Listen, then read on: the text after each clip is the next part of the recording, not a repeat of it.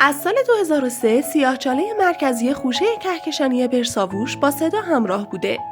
این امر به این دلیله که اخترشناسان کشف کردن امواج فشاری که از سیاهچاله خارج میشه موجک‌هایی رو در گاز داغ خوشه کهکشانی ایجاد میکنه که میتونن به نوت موسیقی ترجمه بشن.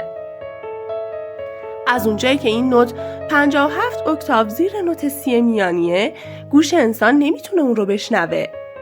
حالا صوتی جدید نوت‌های بیشتری از این ماشین صدای سیاهچاله رو ترجمه کرده.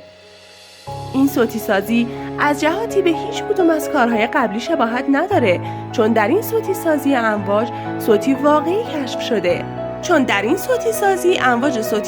کشف شده که در داده‌های رصدخانه‌های پرتو ایکس چاندرا بازبینی شدن.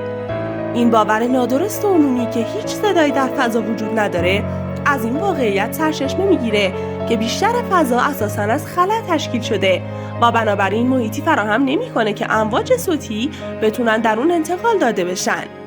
از طرف دیگه خوشه کهکشانی از مقادیر انبوهی گاز تشکیل شده که صدها یا شاید هزاران کهکشان رو در بر بگیره و محیط مناسبی رو برای انتشار امواج صوتی فراهم کنه.